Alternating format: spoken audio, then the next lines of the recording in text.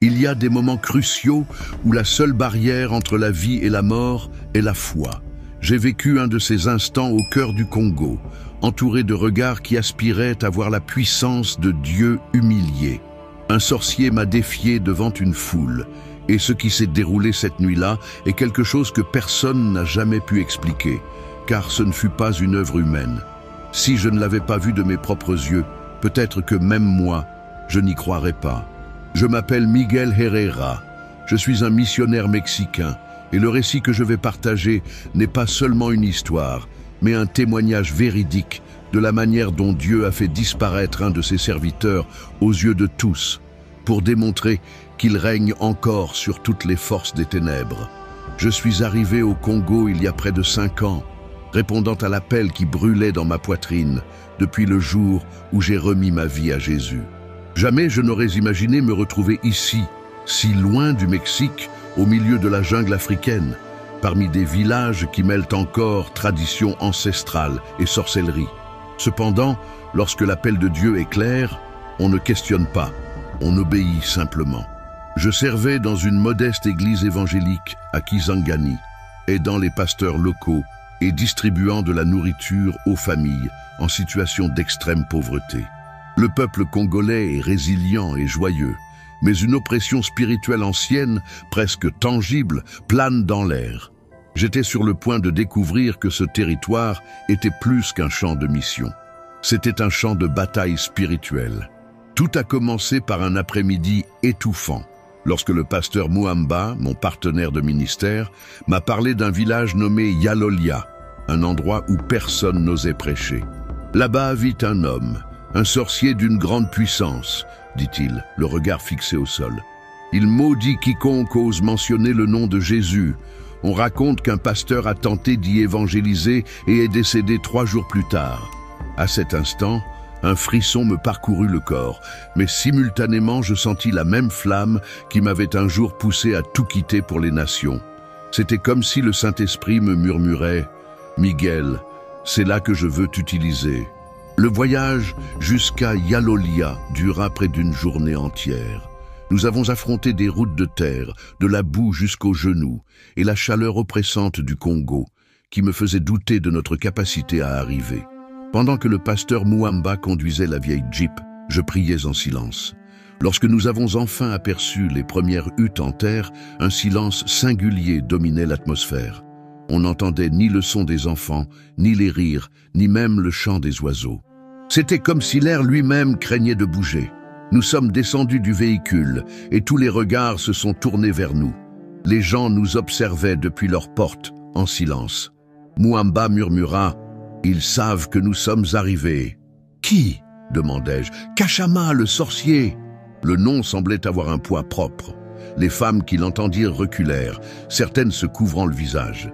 Kachama était connu dans toute la région. On disait qu'il communiquait avec les morts, qu'il pouvait guérir ou ôter la vie par de simples paroles et que personne n'avait jamais osé prêcher l'évangile sur son territoire. Malgré cela, cette nuit-là, nous avons décidé d'organiser un petit culte en plein air sur la place du village. Nous avons allumé un simple système de sonorisation, commencé à entonner des cantiques, et c'est alors que j'ai été témoin de quelque chose d'inoubliable. Tandis que les frères chantaient « Jésus, le nom au-dessus de tout nom », le ciel s'est soudainement assombri. Des nuages ont couvert la lune, un vent fort a soufflé et des tambours ont commencé à résonner de l'autre côté du village. La population s'est dispersée, effrayée, et c'est à ce moment qu'il est apparu. Un homme grand, le visage marqué de cicatrices et des yeux qui semblaient ne pas scier. Il portait une cape rouge et tenait un bâton orné de plumes et d'ossements. Il s'est approché lentement, me fixant. « Étranger, dit-il dans un français hésitant, ton Dieu n'a aucune autorité ici. » Je sentis l'air s'épaissir, mais le Saint-Esprit me fortifia pour répondre « Je ne suis pas venu pour faire étalage de puissance, je suis venu pour révéler la vérité. Et la vérité est que Jésus est Seigneur même en ce lieu. » Il se contenta de sourire et rétorqua « Alors nous verrons si ton Jésus peut te sauver cette nuit. » Cette phrase résonna dans mon esprit tout le reste de la journée. Je savais que ce n'était pas une menace ordinaire, c'était un défi spirituel. Et c'est là, au milieu de cette tension que j'ai compris. Dieu était sur le point d'agir d'une manière que personne n'oublierait jamais. Le soleil se coucha derrière les montagnes du Congo, teintant le ciel d'un rouge sanglant. J'étais agenouillé à l'intérieur de la petite chapelle en bois avec le pasteur Mouamba et quelques frères de la communauté. Nous n'étions pas nombreux, peut-être une dizaine de personnes, mais nos voix emplissaient l'espace. Nous prions en langue, nous pleurions, nous implorions la protection.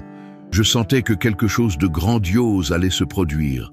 Mouamba posa sa main sur mon épaule et dit avec fermeté, « Miguel, ce n'est pas une lutte contre des êtres humains, c'est une bataille dans le royaume spirituel. » J'acquiesçais, le cœur battant si fort qu'il semblait vouloir s'échapper de ma poitrine.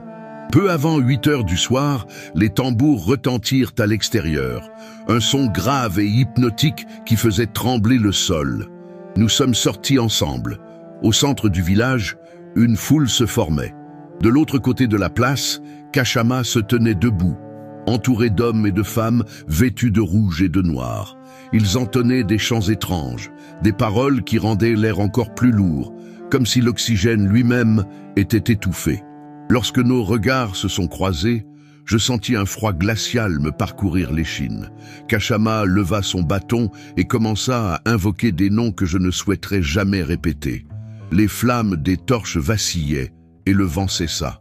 Soudain, l'un des hommes à ses côtés tomba au sol, se tordant comme s'il était possédé. La foule cria. Je fermai les yeux et levai la Bible. Au nom de Jésus-Christ, j'ordonne à tout esprit impur de se taire.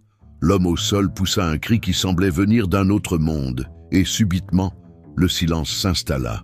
Même les tambours s'arrêtèrent. Les gens me regardaient avec stupeur. Kachama me fixa avec haine. « Tu penses que c'est ça le pouvoir ?» hurla-t-il. « Cette nuit, étranger, tu verras qui commande réellement en ce lieu. » Puis il leva son bâton et le pointa vers moi. Je sentis l'air autour de moi se comprimer, comme si des mains invisibles tentaient de m'étrangler. Pendant un instant, tout devint sombre, mais de l'intérieur de moi jaillit une force qui n'était pas la mienne. Le Saint-Esprit me propulsa. « Celui qui est en moi est plus grand que celui qui est dans le monde !» m'écriai-je. Et à cet instant, quelque chose changea. L'oppression spirituelle commença à se dissiper. Les gens se mirent à murmurer « Le Dieu de l'étranger a du pouvoir. Le Dieu de l'étranger est réel. » Cette nuit était loin d'être terminée. Ce n'était que le prélude de ce que Dieu s'apprêtait à accomplir. L'air était dense et les torches vacillaient comme si elles avaient peur. Le village entier s'était rassemblé sur la place, certains par curiosité, d'autres terrifiés. Les tambours reprirent, lents et rythmés, comme le battement d'un cœur sombre dans l'obscurité. Kachama leva les bras et commença à parler dans une langue ancienne. Les gens autour de lui entrèrent en transe, certains criaient, d'autres se jetaient au sol en tremblant. Je pouvais le sentir, c'était réel. Le pouvoir des ténèbres était en train d'être invoqué. Je fermai les yeux et commençai à prier à voix basse. « Seigneur, je ne suis rien sans toi. Si tu n'es pas avec moi, ils prévaudront. Mais que ton nom soit glorifié ici, afin que tous voient que toi seul es Dieu. » En ouvrant les yeux, je vis des étincelles jaillir du bâton de Kachama. La foule criait « Il va mourir, l'étranger va tomber !» Mais le Saint-Esprit m'accorda une paix que la peur ne pouvait ébranler. Je fis un pas en avant et levai la Bible. Jésus-Christ est le Seigneur de ce lieu. Le vent souffla soudainement. Les torches s'éteignirent un instant et, lorsque les flammes revinrent, quelque chose d'impossible s'était produit. Les gens regardaient l'endroit où je me trouvais, mais je n'étais plus visible. J'entendis les cris « Où est l'étranger? Il a disparu !» Je pouvais tout voir, mais personne ne pouvait me voir. C'était comme si Dieu m'avait recouvert d'un manteau d'invisibilité spirituelle. Kachama tournait en rond, confus et furieux. « Montrez-moi l'homme! Où est l'homme de Dieu ?» criait-il, mais personne ne le trouvait. Le Saint-Esprit murmura à mon cœur « Reste en paix, je combattrai pour toi. » Alors, de là où j'étais, invisible, je commençai à déclarer le psaume 27. « L'Éternel est ma lumière et mon salut. De qui aurais-je crainte? L'Éternel est le rempart de ma vie. Devant qui tremblerai-je » Au moment où je terminais de réciter, une lumière intense traversa l'obscurité. Les gens se prosternèrent au sol. le bâton de Kachama se brisa en deux et tomba. Lorsque la lumière se dissipa, j'étais de nouveau visible, debout, juste devant lui. Les yeux du sorcier tremblaient. « Quelle est cette puissance ?» balbutia-t-il. Et je répondis d'une voix ferme mais pleine de compassion. « Ce n'est pas ma puissance, Kachama, c'est la puissance de Jésus-Christ, le Dieu vivant. » L'homme tomba à genoux en pleurant. Et à cet instant, le Saint-Esprit commença à briser les chaînes invisibles qui l'avaient emprisonné pendant tant d'années. Kachama resta à genoux devant moi, le visage couvert de poussière et de larmes. Les tambours s'étaient tus, le vent s'était calmé, et une présence douce et sainte emplit toute la place. C'était comme si le ciel lui-même était descendu sur ce lieu. Les gens s'approchèrent lentement, incrédules. Le sorcier craint de tous, celui qui pendant des années avait dominé le village par la peur et les sortilèges, pleurait maintenant comme un enfant. Je les ai servis toute ma vie, murmura-t-il en tremblant. Les esprits que j'invoquais m'avaient promis le pouvoir, mais ils ont fait de moi un esclave. Je lui pris les mains et répondis avec tendresse, « Jésus veut te libérer, Kachama. Il t'aime, même après tout ce que tu as fait. » Il leva le regard, les yeux remplis de larmes. « Peut-il me pardonner? Après tant de malédictions, après tant de vies fauchées ?» Je sentis le Saint-Esprit me guider.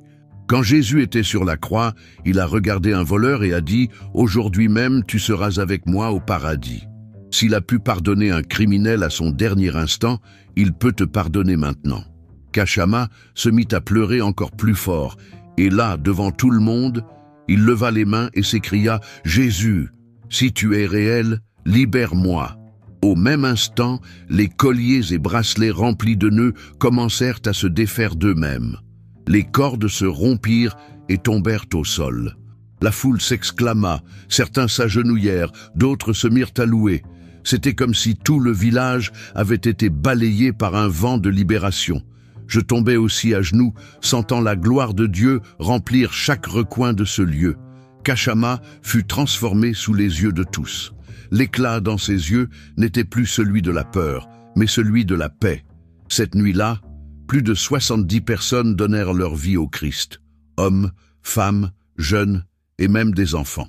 Et les mêmes tambours qui invoquaient autrefois des entités maléfiques commencèrent à marquer le rythme d'un nouveau chant. Yesu, Azali, Mokonzi, Jésus est le roi, en lingala. Nous sommes restés là pendant des semaines, enseignant la parole, baptisant les nouveaux convertis et aidant à reconstruire la petite église du village. Et celui qui prêchait avec le plus de ferveur était Kachama lui-même, désormais un homme libre, rempli du Saint-Esprit, qui disait les larmes aux yeux. J'ai connu l'enfer, mais maintenant je connais le ciel. Le temps a passé, mais ce jour à Yalolia ne s'est jamais effacé de ma mémoire.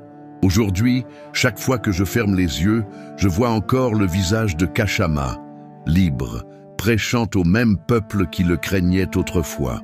Il a fondé une église au cœur du village, et chaque soir, le son que l'on entend n'est plus celui des tambours de la sorcellerie, mais celui des voix chantant « Yesu Azali Nanguya » « Jésus a le pouvoir ». Je suis retourné au Mexique des mois plus tard, et lorsque j'ai raconté ce que Dieu avait fait, beaucoup ont douté. Mais comment expliquer quelque chose qui transcende la logique? Comment expliquer un Dieu qui fait disparaître un homme aux yeux de tous, non pour cacher la peur, mais pour révéler sa gloire? J'ai appris que la puissance de Dieu n'est pas une théorie, c'est une présence, une réalité vivante. Ce n'est pas mon nom qui a vaincu le sorcier, c'est le nom qui est au-dessus de tout nom, Jésus-Christ de Nazareth. Et ce qui m'a le plus marqué, ce n'est ni l'invisibilité, ni le miracle visible. C'est de réaliser que, au moment le plus dangereux, Dieu ne m'a pas caché pour m'épargner, mais m'a dissimulé pour montrer qui il est. Car celui qui demeure sous l'abri du Très-Haut repose à l'ombre du Tout-Puissant. Peut-être faites-vous face à votre propre bataille spirituelle en ce moment. Peut-être que le sorcier dans votre vie est la peur, la douleur, la maladie ou le doute. Mais souvenez-vous, le même Dieu qui m'a protégé dans ce village du Congo est le même qui vous protège aujourd'hui. Il n'a pas changé. Il continue d'abriter ses enfants sous ses ailes, continue de réaliser l'impossible lorsque vous croyez vraiment. Et si vous êtes le genre de personne qui croit pleinement en la puissance de notre Dieu, priez avec moi. Seigneur, je prie pour celui qui regarde maintenant. S'il y a de la peur, accorde le courage. S'il y a des ténèbres, répands ta lumière. S'il y a des chaînes, brise-les par la puissance du nom de Jésus. Couvre cette personne de ton amour et qu'elle sente maintenant ta présence réelle, vivante et puissante. Au nom de Jésus. Amen. Que votre foi soit fortifiée, car là où elle est proclamée, c'est là que le miracle commence. Que Dieu vous bénisse.